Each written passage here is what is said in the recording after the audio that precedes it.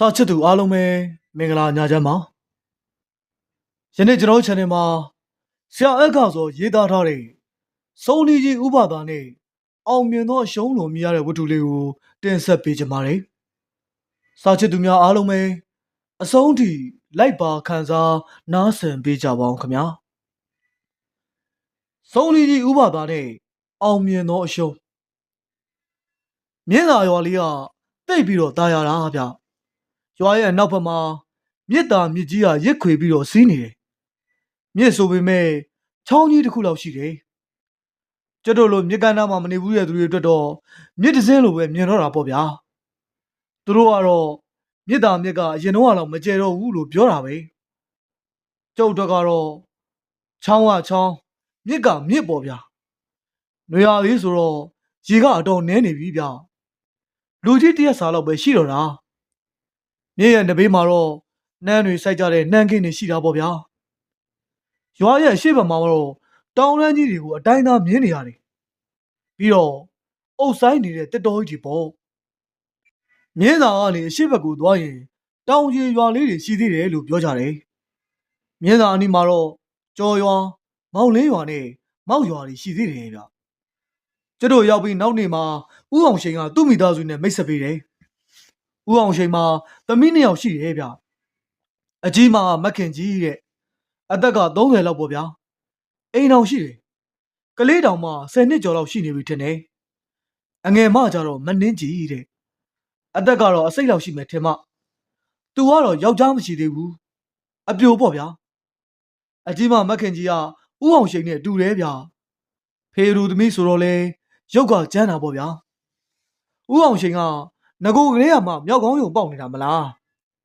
ဒါပေမဲ့အကြီးမကြီးကရုပ်ဆိုးတော့အငယ်မမနှင်းကြီးကတော့အတော်လှတယ်လို့ပြောရမယ်အသားဖြူဖြူနက်မောင်နဲ့သပင်ရှည်ကြီးလည်းရှိသေးတယ်ဗျကိုလုံးကိုပေါက်ကလည်းကြိကောင်းတဲ့ထဲမှာပါတယ်အသားကကြစ်ကြစ်နဲ့ဝင်းဝင်းလေးဗျာကျုပ်ကလည်းလူရိုးဆိုတော့မနှင်းကြီးကိုခိုးငမ်းမိတာမှားသလားဗျာဥပဒါကြီးကမိန်းကလေးတွေကိုတစ်ချက်ကြည့်ပြီးတော့ဥအောင်ရှိန်ကြီးကိုလှမ်းမိတယ်ဗျာဒါနဲ့မင်းမိန်းမရောမတွေ့ပါလားကွာဟုတ်တယ်အေးကြီးကဟန်တာဝတီဘက်တက်သွားတယ်လို့ပြောတယ်ဟန်တာဝတီဆိုလို့တမျိုးမထင်နဲ့တို့ရွာထက်နားမယ်ဟန်တာဝတီဆိုတဲ့ရွာရှိတယ်ကွာမင်းလည်းသိတဲ့အတိုင်းပဲလေငါကဆရာဖြစ်နေခံယူလိုက်ပြီး9ရက်သားသမီးတွေကိုကဲနေတာဆိုတော့အိမ်ရဲ့စီးပွားရေးကိုအေးကြီးပဲဦးစီးပြီးလုပ်နေရတာမင်းကွာသူများသားသမီးယူထားပြီးတော့ခိုင်းစားနေရတယ်လို့ဟာ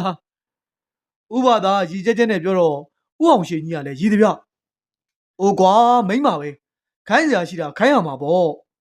မိမ့်ပါနဲ့တော့မတနာနဲ့ဆိုတဲ့စာဆိုရှိတယ်မလားဥအောင်ရှိန်ကပြောတော့ဥပဒါခါထောက်လိုက်ပါတယ်အောင်မမြောက်ကောင်းမင်းကတော့ငါလုပ်ရင်နားတော့မယ်တငယ်ချင်းတယောက်ကရီရီမောမောပြောနေကြပေမဲ့ကျုပ်ကတော့ခြံထဲမှာတပြက်စီလဲပြီးအမိုက်တွေထိုင်ကျုံနေတဲ့မနှင်းကြီးကိုပဲငေးကြည့်နေမိတာအဲ့ဒီအချိန်မှာမက်ခင်ကြီးရဲ့သားကကျုံနောက်ကိုရောက်လာတယ်ဗျဟေးလူကြီးကြည့်လာရဗျအောင်မကောင်လေးရတော့ငါသူ့ကိုကြည့်တာမဟုတ်ပါဘူးကွာဟိုတစ်ပင်ကိုကြည့်နေတာပါကျုပ်ကလည်းရှက်ရဲရဲပြီးပြောလိုက်တာပါဗျာအဲ့ဒီကောင်လေးရဲ့နာမည်က20တဲ့အိမ်နာမည်ပေါ့မြောက်ကြချက်ကတော့လက်လန်နေဗျာကျွတ်တို့ငငယ်ကလည်းမြောက်ကြခဲ့တယ်ဆိုပေမဲ့သူ့လောက်တော့မစိုးဘူးထင်တာပဲအခုကောင်လေးကတော့တစ်ချက်မှအငြိမ်မနေတဲ့ပြင်လက်ကလည်းသယန်းပါဇက်ကလည်းသယန်းနေပြိုကျုပ်ကလည်းခိုးကြည့်နေတာလူမိသွားပြီဆိုတော့ကွက်ပြဘွားကနေထပြီးမန်နှင်းကြီးစီကိုလာခဲ့တာပေါ့ဗျာမန်နှင်းကြီးကကျုပ်ကိုမမြင်ပါဘူးတပြက်စီကိုနောက်ဆုံးနဲ့လဲနေတော့ကျုပ်ကအရှိအတိုးနေဆိုတော့ကျုပ်နဲ့တိုက်မိသွားတာပေါ့အိုးအားနာလိုက်တာမောင်လေးရေရပါတယ်ကျွန်တော်လည်းအတန်မပေးလိုက်မိတာကျွန်တော်ဘာဝိုင်းကူအောင်မလဲနေပါစေရပါတယ်ကိုယ့်အိမ်ကိုလာလေတဲ့သူကိုကျုပ်ဘယ်ခိုင်းရပါမလဲအေးစစ်စစ်သာနေတော့ငတ်မောင်ကြီးမဟုတ်တာပဲမမနေရဲ့ဧည့်သည်ဆိုပေမဲ့ကျုပ်ကအိမ်ဦးကမ်းမှာအခမ်းအနားထိုင်မစားချင်ဘူးဗျအင်ရှင်တွေကိုလည်းကူညီပေးချင်သေးတာကျုပ်ကမမနင်းလို့ခေါ်လိုက်တော့မနှင်းကြီးကရှက်သွားတယ်လို့ပဲဗျနောက်တော့ကောင်းကျင်ပြီးဒါဖြင့်လေဟောဒီယာအမိုက်ကလေးတွေကျုံပြီးတော့အိမ်နောက်ဖေးကိုသွားဆုထားပေးပါလားမောင်လေးရေကျုပ်ကလည်းအမိုက်တွေကိုချက်ချင်းကောက်ကျုံတာပေါ့ အမိုက်ဆိုပေမဲ့တည့်ရ6တွေပါကျုံပြီးတော့တောင်းအဆုပ်တစ်လုံးတွေကိုထည့်အိမ်တော်ဖေးကအမိုက်ပုံကြီးတွေကိုတွန်ထည့်လိုက်တာပေါ့ကျုပ်3-4កောက်ကျုံပြီးတော့အမိုက်တွေကရှင်းသွားပြီဗျကျုပ်လက်ကိုမမနင်းကရေလောင်းပြီးဆေးပေးတယ်သူနဲ့ကျုပ်ကလည်းလေဘေးဖြောင်းသွားတယ်ဆိုပါတော့ဗျာလက်ဆေးပြီးအနောက်ကိုကြည့်လိုက်တော့ဥပသားတို့ကမရှိတော့ဘူးဗျကျတို့တဲခိုတဲ့တဲလေးတွေကိုပြန်သွားပြီးထမရဲ့ကျုပ်လည်းလက်ဆေးပြီးလိုက်သွားတော့ဥပသားကကျုပ်ကိုကြည့်ပြီးပြုံးနေတယ်ဗျအလက်ကောင်ရမင်းကတော့အမိုက်ကျုံသမားဖြစ်သွားပြီဗောဟာဟာအားဗျာဥပသားလေကို့အင်ရှင်တွေအလုပ်ကိုကူညီပေးရမှာဗောမဟုတ်ဘူးလားအေးပါကွာမင်းကအင်ရှင်ကိုကူညီချင်တာကနင်းနေအောင်ရှိတ်သမီးကိုကူညီချင်တာကများများမလားကွာဥပသားပြောတော့ကျုပ်ကထိတ်လန့်သွားပြီးဥပသားပါဇက်ကိုပြေးပိတ်တာဗျဘာတွေရှောက်ပြောနေရလဲဥပသားရာသူများအိမ်မှာတဲပြီးသူများသမီးကိုကြံတာမကောင်းပါဘူးတော်ကြတဲ့ကိုကြားတော့မှပြန်အားနာစရာကြီးအောင်မေငါကမင်းအကြောင်းမသိတာမလို့အဲ့ဒီဒေတာမှာကစကားပြောတာတွေကထူးဆန်းနေဗျကျတို့နယ်ကစကားပြောပုံကြတော့တမျိုးသူတို့နယ်ကစကားပြောပုံကြတော့လေတမျိုးဗျကျတို့ဘက်မှာအလွန်ကိုလွတ်လို့သုံးကြတယ်မလားစားလို့အလွန်ကောင်းတယ်ဆိုရင်စားလို့လွတ်ကောင်းတယ်လို့ပြောကြတာလေသူတို့ဘက်မှာတော့အလွန်ကိုနင်းငံလို့ပြောတယ်စားလို့အလွန်ကောင်းတယ်ဆိုရင်နင်းငံကောင်းတယ်ပေါ့ဗျာနင်းငံဆိုတဲ့စကားကိုအလွန်ဆိုတာတဲ့တခြားနေရာမှာလည်းသုံးတတ်ကြသေးတယ်လေတံကတော့အပျော်ကလေးတွေသုံးတာဗျကဲကျတို့ထမင်းစားတာကိုသာကြည့်တော့ဗျာအဲ့ဝကဘာကြည့်တယ်လဲမမင်းနဲ့ထမင်းဝိုင်းပြင်ထားတာဖုံးကြီးဝိုင်းကြနေတာပဲဟင်းတွေကိုစုံလို့အိမ်ပေါ်တက်ကနေပူလို့အိမ်ရောက်ပဲဆင်းပြီးတော့စားကြတာပေါ့ကျတို့ထိုင်းတဲ့ကုပ္ပကြီးက7ပတ်လေလောက်ရှိတာဆိုတော့အေးစစ်စစ်ပေါ့ဗျာအဲ့ဒီပေါ်မှာပဲထမင်းဝိုင်းပြင်ပြီးတော့စားကြတာပေါ့မနှင်းကြီးကတော့ထမင်းဝိုင်းကိုရောက်မလာဘူးဗျ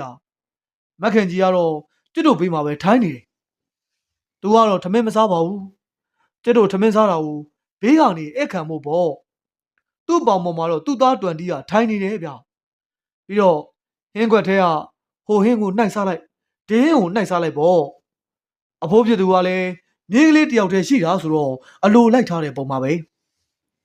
ကျုပ်ထမင်းမကန်တဲ့ကိုမက်ခင်ကြီးကဟင်းနေထည့်ပြီးတယ်ဗျမောင်လေးစားတော့အားရပါရစားနေကန်စားကျုပ်ကလည်းခေါင်းကျင်ပြီးတော့ထမင်းပဲကုန်းစားတာပေါ့ဗျာဟင်းကလည်းစုံနေကြက်သားဝက်သားအစုံပဲအသားတွေကိုတော့မြို့တက်ပြီးဝယ်တယ်လို့ပြောကြတာပဲမောင်လေးကြက်သားကြီးစားမနေနဲ့လေဝက်သားလည်းစားပါဦးကျုပ်ဖြင့်အံ့ဩသွားတာပဲနောက်တော့မှသူတို့ကအတန်ကိုခပ်ပေါ့ပေါ့ပြောတာဗျကြက်သားကိုကြဝက်သားကိုဝက်အဲ့လိုပြောကြတာတဲ့ထမားလုံရင်ထက်တယ်နော်မောင်လေးထမားစားတာနဲလိုက်တာဘာလဲဟာမကောင်းလို့လားကျတို့နားနေတော့နားထောင်တာတမျိုးကြီးပေါ့ဗျာနောက်တော့ဥပသားကြီးကိုကြည့်လိုက်ပြီးတော့ဦးလေးအဖေပြောလို့ကြားဖို့နေတော့ကြားပြီအခုတော့တွေ့ရပြီဆိုတော့သမီးပိတ်ပြော်တယ်ပိတ်ဆိုတာတိတ်တဲ့နေရာမှာစားသုံးတာဗျဒါအပြင်ကစောက်ကဆက်ဆိုတာလည်းရှိသေးတယ်အရန်ကောင်းတယ်ဆိုရင်ကစောက်ကဆက်ကောင်းတယ်လို့ပြောကြတယ်တဲ့ကျုပ်ကလည်းထမင်းစားရတာတိတ်မမြင်ပါဘူးဟင်းတွေကလည်းကျွတ်တို့အညာချက်လို့ခဲညင်သီးတွေဘာတွေထည့်မချက်ကြဘူးဗျဒီတော့စားရတာဤရခံစားရတာပေါ့ကျွတ်တို့ဘက်ကတော့ဘာရင်ချက်ချက်ခဲညင်သီးလေးထည့်ချက်တာဒီတော့စားရတာကချင်းမြုံမြုံလေးပေါ့အေးပြေတာပေါ့ဒါပေမဲ့စားလို့ကောင်းတာကတော့တခုပဲအဲ့ဒါကမကြီးသီးတောင်းဗျမကြီးသီးစိမ့်ကိုမြေပဲလေးနဲ့ထောင်းထားတာတမျိုးလေးစားလို့ကောင်းတယ်ဗျမကြီးသီးတောင်းလေးရှိလို့သာကျုပ်ကထမင်းစားဝင်တာဗျအဲ့ဒီမကြီးသီးတောင်းကလည်းကျုပ်တယောက်တည်းစားတာကုန်လို့နေပါပဲဗျမကြီးသီးတောင်းကစားလို့ကောင်းလို့တာမက်ခင်ကြီးလက်ရထင်မှာမက်ခင်ကြီးကပြုံးပြီးသွားတော့အဲ့ဒါကအငယ်မလက်ရလေသူကဟင်းတော့တိတ်မချက်တတ်ဘူးဒါပေမဲ့ဟိုထောင်းဒီထောင်းဟိုတနက်ဒီတနက်လောက်တာတိတ်ဝါသနာပါတာထမင်းစားပြီးတဲ့အခါမှာတော့ကျွတ်တို့ကထိုင်နေကြတာပေါ့ဗျာဦးအောင်ရှင်ကတော့ဧည့်သည်တယောက်ရောက်လာလို့အိမ်မော်တက်သွားတယ်ဥပသားကတော့ရင်တွေချမ်းကိုနှမ်းပြစ်နေမြည်နေတယ်ကျုပ်ကလည်း20ဆိုတဲ့ကောင်လေးနဲ့အဖော်ရနေတာပေါ့ဒါနဲ့နေစမ်းမအောင်ကွာမင်းကိုဘာလို့20လို့ခေါ်တာလဲအဲ့ဒါတော့ကျွန်တော်လည်းမသိဘူးဗျာအမေမေ့ကြည့်ပေါ့မဟုတ်မှလွဲရောအင်္ဂလိပ်ကနဲ့20ကို20လို့ခေါ်တာကွာအဲ့ဒါကိုအစွဲပြုပြီးမင်းကိုအဲ့ဒီနာမည်မှဲ့တာဖြစ်မယ်20ကခေါင်းကိုကုံရင်းနဲ့ကျုပ်ကိုကြည့်နေတာဗျ ဒီလောက်မြောက်ကြတဲ့ကောင်လေးကိုကျုပ်ကလည်းအမြင်ကတ်နေရတဲ့အတော်ပဲပေါ့ဒါနဲ့သူ့ကိုချိုးချိုးဖက်ဖက်ပြောချင်စိတ်ပေါက်လာရောမင်းနာမည်ကြီးကလည်းမစုံပါဘူးကွာ20ဆိုတော့နည်းနည်းလေးကွာဒီတော့မင်းနာမည်ကိုအများကြီးဖြစ်သွားအောင်ငါလုပ်ပေးမယ်အများကြီးကကောင်းလာလားဒါဆိုဘယ်လိုခေါ်မလဲဗျာလဲပါလေကွာမင်းနာမည်ရဲ့အရှိမဖိုးဆိုတာထည့်လိုက်ပေါ့အဲ့တော့မင်းနာမည်ကဖိုးတွန်တီပေါ့ဖိုးတွန်တီဆိုတာ420ကွာမင်းရဲ့20တဲ့10စမကပုံများတာပေါ့ဖိုးတွန်တီဖိုးတွန်တီတွန်တီကခေါင်းကျင်ပြီးဖိုးတွန်တီတဲ့ခေါ်လို့ကောင်းသားပဲအမေတို့ကိုလည်းပြောအောင်မေနောက်ကိုကျုပ်ကိုတွန်တီလို့မခေါ်နဲ့ဖိုးတွန်တီလို့ခေါ်ဆိုပြီးတော့အမေတို့ကိုပြောရမယ်ဗျဟီဟီကျုပ်ကဂျင်းထည့်လိုက်တာကိုကလေးကအတော်ကြိုက်သွားပုံရတယ်ဗျအဲ့ဒီအချိန်ကစားလို့ကျုပ်လည်းသူ့ကိုဖိုးတွန်တီပဲခေါ်တော့တာပဲကျုပ်ပေးတဲ့နာမည်ကခေါ်လို့ကောင်းလို့ဖြစ်မယ်နောက်တော့အိမ်ကလူတွေရောရွာလူတွေပါသူ့ကိုဖိုးတွန်တီလို့ခေါ်ရင်အခုထိဖိုးတွန်တီလို့နာမည်တွင်သွားပါရောဗျာအဲ့ဒီအချိန်မှာခြံထဲကိုလှည့်တစည်းဝင်လာတယ်ဗျကျတို့လည်းငေးကြည့်နေတာပေါ့လဲဘော်ကနေအသက်ကြီးကြီးမိန်းမကြီးတယောက်ဆင်းလာတယ်အသက်ကတော့60နီးပါးတော့ရှိပြီထင်တာပဲမပိန်ဝါနဲ့ဆိုတော့ကြည့်ကောင်းကောင်းဗျအသက်60ဆိုတာကလည်းနောက်တော့မှဥပဒါပြောလို့သိတာကျုပ်ကြည့်တော့ကဆိုရင်40ကျော်50နီးပါးပဲထင်တာအရွယ်တင်နေနှုတ်တယ်ပေါ့ဗျာအဲ့ဒီမိန်းမကြီးကဆွဲချင်းလေးကိုကန်ပြီးလဲဘော်ကဆင်းလာရင်းနဲ့ကျတို့ကုပြစ်ကိုလမ်းကြည့်ပြီးတဲ့အခါအတော်လန့်သွားတယ်သူ့လက်ထဲကင်ထားတဲ့ဆွဲချင်းတောင်းတော်မှမြေပေါ်ကိုပြုတ်ကျသွားတယ်ဟင်အကိုအဲ့မိန်းမကြီးကဥပဒါကိုတွေ့တွေ့ငေးကြည့်ရင်းနဲ့အကိုလို့ခေါ်လိုက်တာဥပဒါကလည်းအဲ့ဒီမိန်းမကြီးကိုပြန်ပြီးတော့ငေးကြည့်နေရင်အကြီးတယောက်နဲ့တယောက်သူတို့ကငေးကြည့်နေတာအတော်ကြတယ်ဗျကျုပ်ကလည်းသူတို့ကိုကြည့်ပြီးအံ့ဩနေတာပေါ့နောက်တော့အကြီးဆိုတဲ့မိန်းမကြီးကမျက်ရည်ဝဲလာပြီးတော့လက်ပိုးနဲ့မတိမတာခိုးတုတ်တယ်အဲ့ဒီအချိန်မှာမနှင်းကြီးကပြေးထွက်လာတာပေါ့ဟောအမေတောင်ပြန်ရောက်လာပြီမနှင်းကြီးကအဲ့ဒီမိန်းမကြီးကိုအမေလို့ခေါ်မှာပဲအဲ့ဒီမိန်းမကြီးကဥအောင်ရှိရဲ့မိန်းမမအေးကြီးဆိုတာကျုပ်ကရိတ်စားမိလိုက်တယ်ပြုတ်ကြနေတဲ့ဆွဲချင်းကိုမနှင်းကြီးကဆွဲပြီးအိမ်ထဲဝင်သွားတော့ဒေါ်အေးကြီးကကျုပ်စီကိုလမ်းလျှောက်လာတယ်အဲ့ဒီအချိန်ထိဥပသားကြီးကတွေ့တွေ့ငေးကြည့်နေတော့ဗျအခုဘယ်တော့ရောက်နေတာလဲမနေ့ကရောက်တာအကြီးရဲ့ကြည်စမ်းမအောင်အကူရဲ့အိုစာသွားလိုက်တာတို့ရဲ့အသက်တွေကလည်းမနှဲတော့ဘူးအကြီးရဲ့ဒါနဲ့အကြီးကတော့တိတ်မပြောင်းလဲဘူးနော်သူတို့နှစ်ယောက်ကစကားတွေသာပြောနေတာနှစ်ယောက်စလုံးကမျက်ရည်ဆန်းဆန်းနေဗျမျက်နာတွေကတော့ပြုံးနေတာပဲပြို့ဒါနဲ့အကိုဒီမှာကြောင်းပါလားအေးဘောတလားလောက်တော့နေမယ်လို့စိတ်ကူးတယ်အကြီးရဲ့ကောင်းတာပေါ့ကိုရဲ့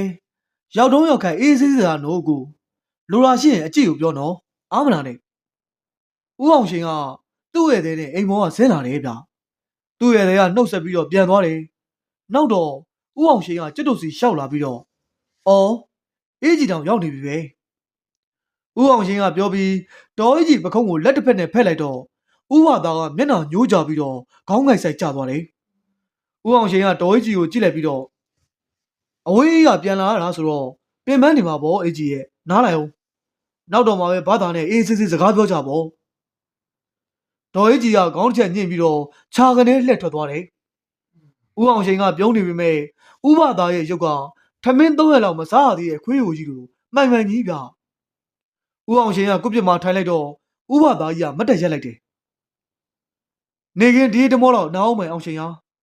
ခရီးပန်းလာတော့တကူလုံးညောင်းချင်နေတာပဲအဲ့လိုပြောပြီးတော့ကုပြစ်ကနေထထွက်သွားတာကျောက်ကလည်းသူတို့နှစ်ယောက်ရဲ့ကြားထဲမှာတခုခုရှိမှန်းသိလိုက်ရတာလေဒါနဲ့ဥပသားနောက်ကိုပြေးလိုက်လာခဲ့တာပေါ့ကျတို့ရဲ့တဲလေးကထရန်ကာပြီးတက်ငယ်မိုးထားတာနောက်ပြီးတော့တမပင်မကြီးပင်ကြီးအောက်မှာရှိတာဆိုတော့ထင်တယ်တော့မပူပဲအရိပ်ရပြီးအေးနေတာပေါ့ဥပသားကြီးအိမ်မော်ရောက်ရောက်ချင်မှာပဲလဲလိုက်တယ်ကျောက်ကလည်းသူ့စီကမေးစရာရှိတာနဲ့သူ့နားကိုသွားပြီးတော့သူ့ခြေထောက်တွေနှိပ်ပေးလိုက်တာပေါ့ရောက်ရတဲ့လက်ကောင်နှိပ်မနေစမ်းပါနဲ့အိုးဗျာဥပသားကြီးရဲ့ခီးပန်းပြီးညောင်းတယ်ဆိုဗျာနှိပ်ပေးရမှာပေါ့ဥပသားကျုပ်ကိုမငင်းတော့ဘူးကျောက်ကလည်းနှိပ်နေရင်းနဲ့သူ့အရိပ်ချေကိုကြည့်ရတာပေါ့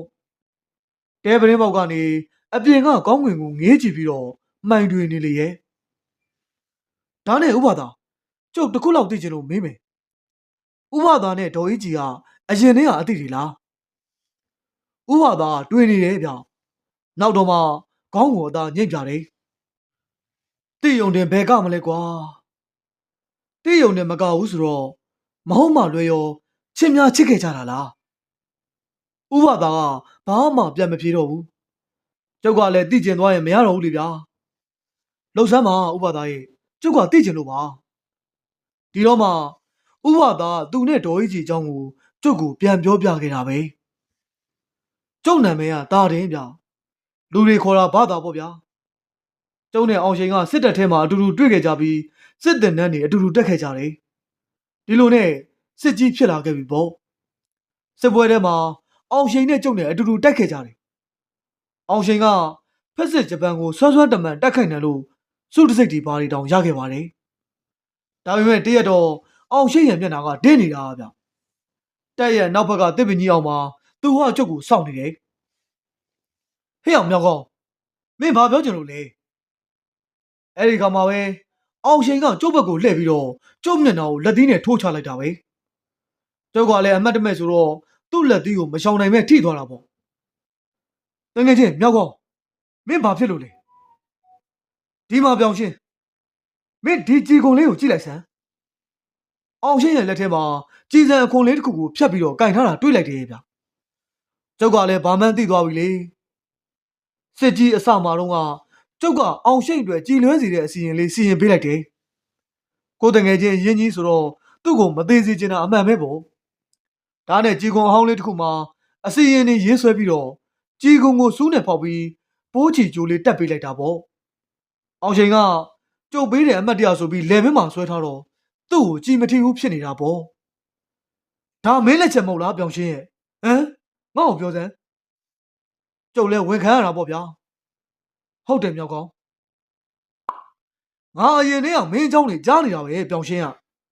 မင်းကဆုံးတရားတဲ့မင်းအမေကဆုံးမကြီးဆိုတဲ့သတင်းတွေကြားပေမဲ့ငါကဘာပြောပြောမင်းကိုယုံခဲ့တယ်အခုတော့လက်ဘူးလက်ချက်မိပြီဟိုတနေ့ကငါအောက်ကရဲဘော်တယောက်နဲ့အထက်လန်းဆရာစီကိုသွားတော့ဒီအဆောင်မှာမင်းကတရေထည့်ထားပြီးတော့ကြည်မထီအောင်လှုပ်ထားတယ်ဆိုဟုတ်လား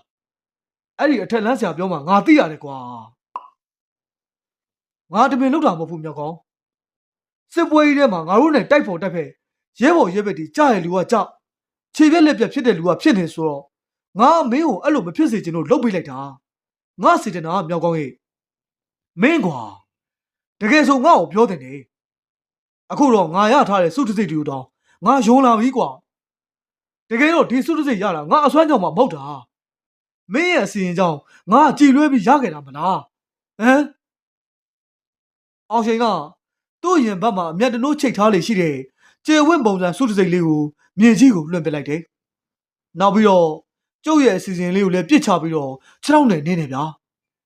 ကျုပ်ကလည်းမှန်မှန်သိသွားပြီလေတကယ်ချင်းဟာမင်းစိတ်ဆိုးနေမယ်ဆိုတာငါသိပါတယ်စိတ်ဆုံးရုံဘယ်ကမလဲကွာမင်းကငါစိတ်နာတယ်အခုမင်းကဆုံးမသိသွားတော့မင်းကငါယွန်းတယ်ကွာယွန်းတယ်သိလားအောင်ရှင်ပြောလိုက်တဲ့စကားတွေကကျုပ်ရင်ဘက်ကိုလာမှန်နဲ့များနေလို့ပဲကျုပ်အစီရင်လေးလှုပ်ပေးတာကိုသူကယွန်းတယ်တဲ့စိတ်နာတယ်လားမင်းကွာငါမလာကိုတောင်းပန်ပြီးပြီပဲနောက်ပြီးတော့ဒီအစီရင်ကဘယ်သူမှလည်းသိတာမဟုတ်တာအောင်ရှင်ကခေါင်းခါပါတယ်နောက်ပြီးတော့ကျုပ်ကိုလက်ညှိုးထိုးပြီးငါမင်းကိုခင်ခဲ့တယ်တကယ်ချင်းဒါပေမဲ့မင်းကဆုံးတယောက်ဆိုတာငါသိသွားတော့မင်းကိုငါယွန်သွားပြီငါဆုံးတွေကိုဘယ်လောက်မုန်းလဲဆိုတာမင်းသိမှာပါငါအမေကဆုံးတိုက်လို့တည်သွားတယ်ငါအဖေကလည်းဆုံးကလှုပ်လိုက်လို့အောက်ပိုင်းတည်သွားတာမင်းသိပဲတော်တော့မင်းငါရှိရထွက်သွားမင်းမျက်နှာငါမမြင်စင်တော့ဘူးကွာသွားတော့ပြောင်းရှင်းကျုပ်ကလည်းအောင်ရှင်းရှိကနေထွက်လာခဲ့တာပေါ့ဗျာဒီလိုနဲ့လေးနှစ်လောက်အတူတူတွဲတွဲနေလာတဲ့အောင်ရှိန်နဲ့ကျုပ်တို့ဟာဝေးခဲ့ကြတာပေါ့ဒါပေမဲ့မမျော်လင့်မဲ့စစ်စင်ရေးတစ်ခုမှာသူနဲ့ကျုပ်နဲ့ပြန်ဆုံနေအောင်ရှိန်ကကျုပ်ကိုတော့မခေါ်မပြောဘူးဗျအောင်ရှိန်တို့တက်ဖွဲ့ကတက်ဦးဟာနေတိုက်စစ်စင်နေအဲ့နေကကျုပ်စိတ်ကြီးလေးနေတယ်ဗျာအောင်ရှိန်တစ်ခုခုဖြစ်တော့မယ်ဆိုတာကျုပ်ကသိတယ်ဒါနဲ့ပဲသူ့ကိုကျုပ်ကမျက်ခြေမပြတ်ကြည့်နေတာပေါ့ တောင်ပေါ်ခြေတက်တဲ့အချိန်မှာရန်သူဘက်ကလက်နဲ့ကြီးကြည်စံကအောင်ရှိန်နာကိုကြတယ်အောင်ရှိန်တကုံလုံးကစုပ်ပြတ်သွားတာပေါ့ရန်သူဘက်ကကြည်စံတွေကလည်းမိုးရွာသလိုကြနေပြန်ရောကျုပ်ကလည်းအောင်ရှိန်သေးမှဆိုလို့အမြန်ပြည့်တက်တာပေါ့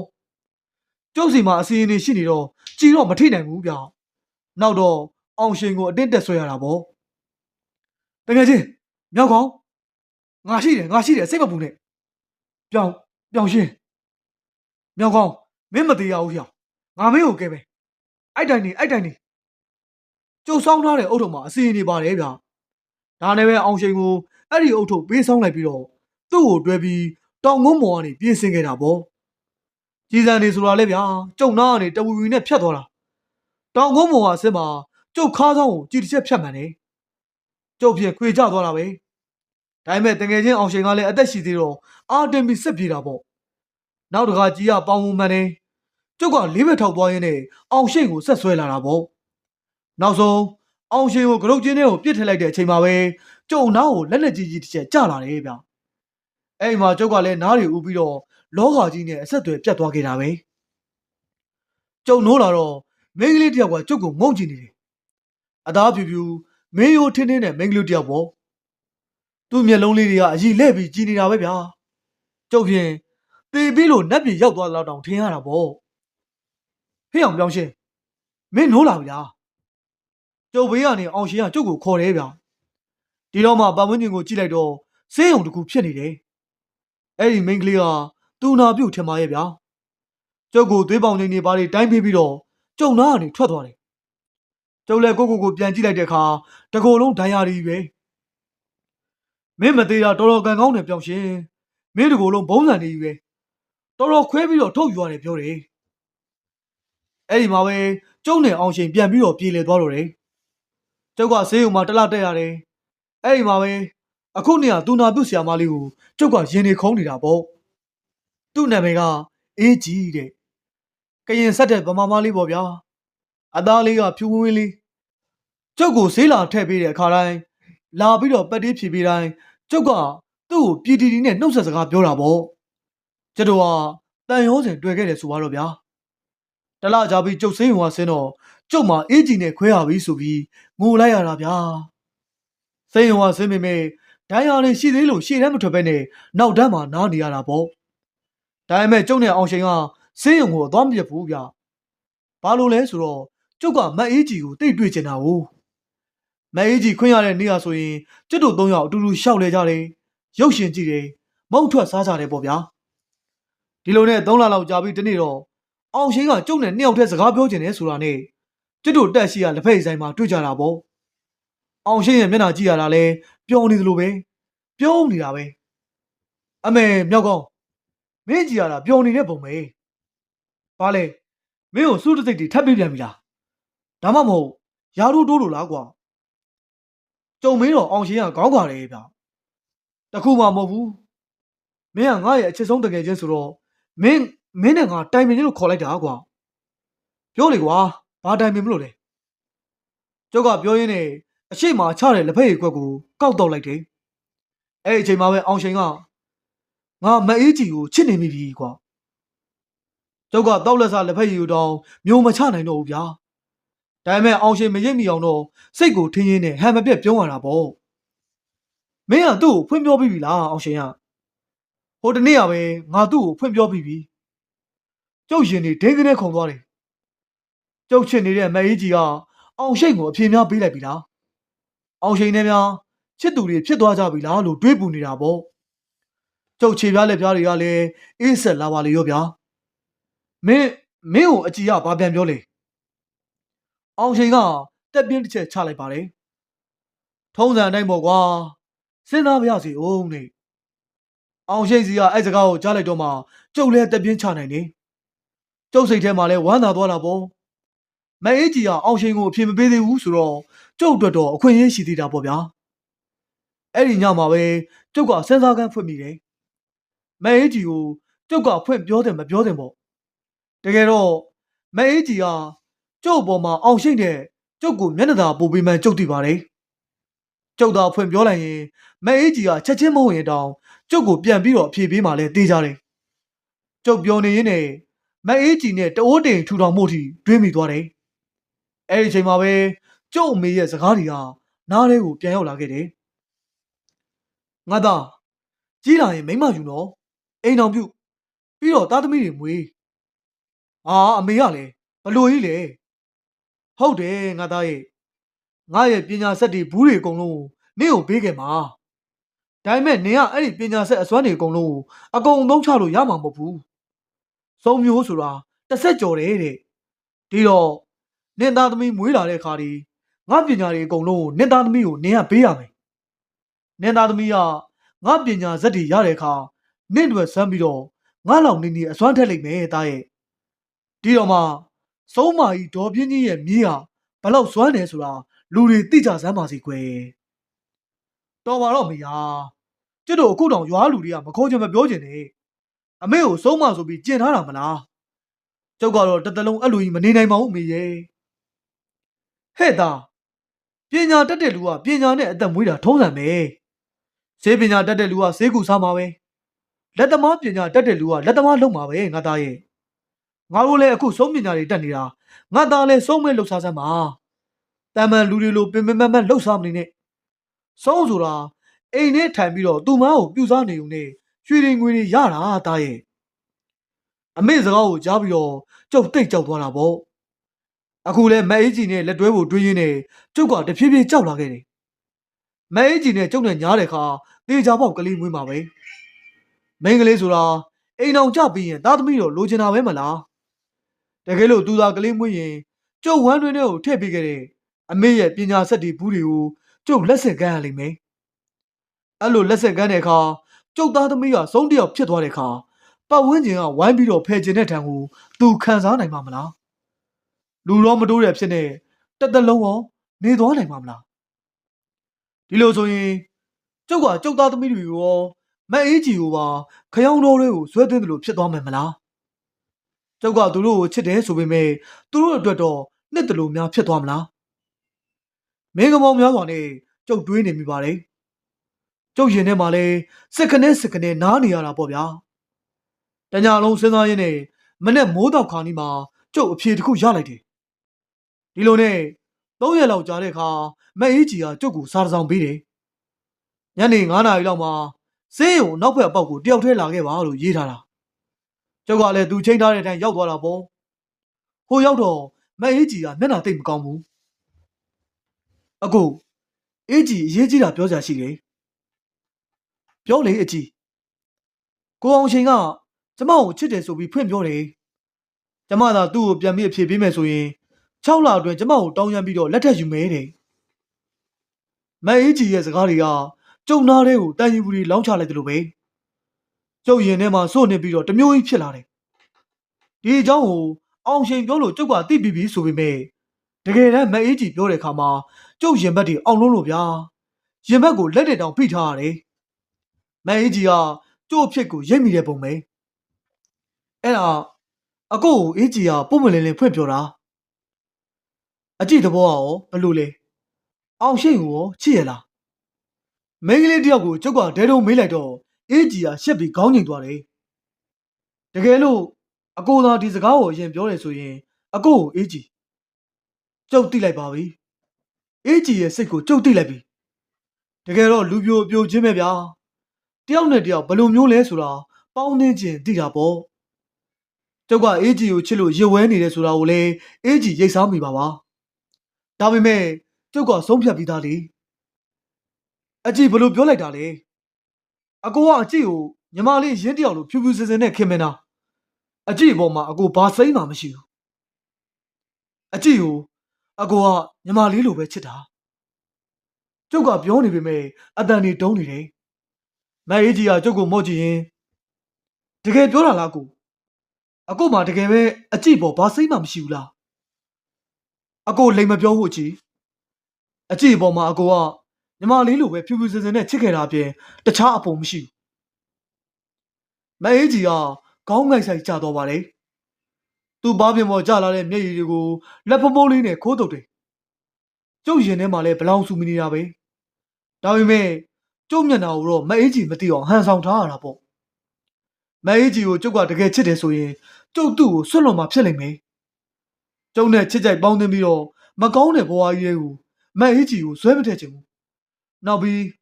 ကျစ်တို့သားစဉ်မြစ်ဆက်တွေကိုစုံးဆိုတဲ့ပညာရဲ့ကြီးကိုဘလို့မှလက်ဆက်မကမ်းချင်ဘူး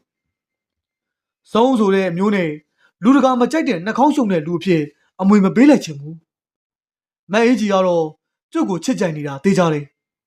ဒါကြောင့်သူလည်းခံစားရတာဖြစ်မှာပေါ့ဗျာစကားတစ်လုံးမှမပြောဘဲနဲ့မျက်ရည်တွေကြီးကျနေတယ်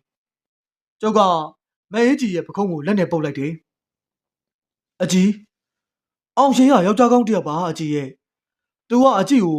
တကယ်ချစ်စက်နဲ့မျက်မျက်နှာနှာချစ်နေတယ်ဆိုတာအကုန်ယုံတယ်ဒီတော့အကြီးလည်းအိမ်တော်ပြုတ်ကိုစိတ်ကူးရှိတယ်ဆိုရင်အောင်ရှင်လိုလူမျိုးကိုစဉ်းစားတတ်ပါလေကျုပ်ကအဲ့လိုပြောလိုက်တော့မက်အေးကြီးကကျုပ်လက်ကိုပုတ်ချတယ်နောက်တော့ကျုပ်မျက်နှာကိုတေချာမော့ကြည့်ပြီးတော့အကိုတကယ်ပြောတာနော်အကိုမှာဘာနောင်တမှမရှိဘူးပေါ့နော်ဟုတ်လားကျုပ်ကပါဇက်ကစကားကိုမထွက်တော့ဘူးဗျာဒါနဲ့ပဲအပြုံးလူပြုံးရင်မက်အေးကြီးကိုခေါင်းမဲခါပြလိုက်တယ်မက်အေးကြီးကတော့သူ့မျက်နှာကိုလက်နဲ့အုပ်ပြီးဆေးုံဘက်ကိုပြေးထွက်သွားတာပဲကျုပ်ကလည်းမက်အေးကြီးရဲ့နောက်ကျောကိုကြည့်နေရင်းနဲ့ပြုံးနေမိတာပေါ့နောက်တော့ပြုံးနေလျက်သားနဲ့မျက်ရည်စီးကြလာတယ်ကျုပ်ပြုံးတာကပျော်လို့ပြုံးတာပါမက်အေးကြီးတယောက်ကကျုပ်ကိုစိတ်နာသွားလေလေကျုပ်ကကြိုက်လေလေပဲဒါမှသူနဲ့အောင်ရှိန်နဲ့အေးချမ်းတဲ့ဘဝတစ်ခုကိုဖျက်ဆီးနိုင်ပါလေကျုပ်ကြတဲ့မျက်ရည်ကတော့အရှုံးအတွက်ပေါ့ဗျာကိုချစ်သူကိုချစ်တယ်လို့ပြောမထွက်တာကျုပ်ရှုံးတာပဲမလားသွားတော့ကြည်ရေသွားတော့အချစ်ဆိုတာပေးဆက်ခြင်းနဲ့ဆွတ်လွတ်ခြင်းနဲ့အကြည်ရဲ့အကိုကတော့အကြည်ကောင်းသွားဖို့အတွက်အကြည်ကိုဆွတ်လွတ်လိုက်ပါတယ်ဒီအတွက်အကိုမှာဘာနောင်တမှမရဘူးကျုပ်စိတ်ထဲကနေတခွန်းချင်းပြောနေမိပါတယ်ဥပသားကြီးကသူ့အကြောင်းတွေပြောရင်မျက်ရည်တွေစီးကြနေတာဗျဥပသားဒီလောက်မျက်ရည်ကြတာကျုပ်တသက်နဲ့တကူအခုမှမြင်ဘူးလားဒါပေါ့ဗျာအချစ်ဦးဆိုလဲဘယ်မေ့နိုင်မှမလဲနောက်ပြီးပို့ဆိုးတာကနှစ်ယောက်စလုံးကတိတ်တကိုချစ်ခဲ့ကြတာမလားကျုပ်ကလည်းဥပသားရဲ့အချစ်အကြောင်းတွေကိုနားထောင်ပြီးရင်နဲ့မကောင်းမှုဖြစ်သွားတယ်ဥပသားကြီးကိုတနာသလိုလေးလဲလေးစားမိတာပေါ့သူ့သားသမီးကိုတောင်ဆုံးအဖြစ်အမွေမပေးလိုက်ချင်လို့အချစ်ဆုံးလူကိုဆွတ်လွတ်ခဲ့တာပဲကျုပ်ကသူ့စီကပညာလိုချင်လို့တောင်းတာကိုမတင်ပေးဘူးဆိုတဲ့အကြောင်းကိုကျုပ်ကအခုမှနားလည်သွားတယ်အဲ့ဒါဆိုအဲ့ဒီအကြည်အဲ့လေဒေါ်ကြီးကြီးကဥအောင်ရှိန်နဲ့ညားသွားတာပေါ့နော်ဟုတ်လားဥပသားမင်းကွာညားသွားလို့ပဲအခုကလေးနှစ်ယောက်တောင်ရနေပြီမလားအဲ့ဆိုအခုပြန်တွေ့တော့ဥပသားကြီးဘလို့နေလဲအမှန်တမ်းပြောပြကျုပ်ကိုမညာနဲ့ကျုပ်ကလည်းဥပသားကြီးကိုတမင်ကလိပေးလိုက်တာဟင်းဟိုကအချစ်ဦးနဲ့တွေ့လို့လွမ်းနေပါလေဆိုကျုပ်ကတုံမိရှုံမိလှုပ်ပေးလိုက်တာပေါ့ဥပသားကတော့တီတီငိမ့်ငိမ့်ပဲပြိုနှစ်တွေလဲကြာသွားပြီလက်ကောင်ကြီးလောလောလတ်လတ်ချစ်ကြိုက်နေတဲ့အချိန်မှတော့ငါကယတိပြတ်ဆွတ်လွန်နိုင်ခဲ့သေးတာအခုချိန်မှာတော့ငါဘာမှမခံစားရတော့တကယ်တော့ဥပသားညာနေတယ်ဆိုတာကျုပ်ကသိပါတယ်ဘာမှမခံစားရဘူးဆိုတဲ့သူကမျက်ရည်ကျမလားဗျာအကြည့်ကိုဆွတ်လွန်လိုက်ရလို့ငါနာတော့မရဘူးအလက်ကောင်ကြီးတကယ်တော့မင်းတို့မြင်မှာငါရှုံးတယ်ဆိုပေမဲ့တကယ်တမ်းကျငါအောင်မြင်ခဲ့တာငါနိုင်ခဲ့တာကွာငါဘဝအတွက်ငါမျိုးဆက်အတွက်ငါအောင်မြင်ခဲ့တယ်နောက်ပြီးတော့အကြည့်အတွက်လည်းအောင်မြင်ခဲ့တယ်သူငါနဲ့မရပဲအောင်ရှိန်နဲ့ရလို့သာအခုလိုအေးစစ်စစ်နေနိုင်တာမလားကျုပ်လည်းဘာမှမပြောတော့ပဲခေါင်းပဲညှိလိုက်တော့တယ်ဒါပေမဲ့အခုတော့ငါအရှုံးကိုပြန်ဆယ်ပေးမယ်မင်းဟာရှိနေပြီလေကွာဟာဟာဗျာဥပါသာကျုပ်ကဟာဟာငါအကြည့်ကိုမရပါမဲ့မင်းကတော့သူ့သမီးနင်းကြီးကိုကြိုးစားလို့ရနိုင်ပါသေးတယ်အာဗျာမဟုတ်တာတွေမပြောပါနဲ့ဆိုဟာဟာအလက်ကောင်ရာငါလည်းငယ်ရာကကြီးလာတာပါကြိုးစားလိုက်စမ်းကွာအောင်ရှိရဲ့တမက်ဖြစ်ဖို့ကြိုးစားစမ်းဟိကျုပ်ကလည်းခေါင်းကိုကုတ်ရင်းနဲ့ပြုံးပြူးပြီးလုံနေလိုက်ပါတော့တယ်လေဝိမှာအိမ်ရှိကတမပိုင်းနံလေးကနှာခေါင်းထဲကိုတင်းနေတာပဲပြိုနားဆင်အားပေးကြတဲ့စာချစ်သူအားလုံးကိုအထူးပဲကျေးဇူးတင်ပါတယ်နောက်ရဒီမှာလဲဇလန်ကောင်းလေးများနဲ့အတူပြန်လာအောင်မှာမို့ကျွန်တော်ရဲ့ channel လေးကိုလာရောက်နားဆင်အားပေးကြပါဦးလို့လေးစားစွာဖြင့်ဖိတ်မှန်တကားပြုပါတယ်စာချစ်သူများအားလုံးပဲကိုယ်စိတ်နှပြချမ်းသာချမ်းသာကြပါစေ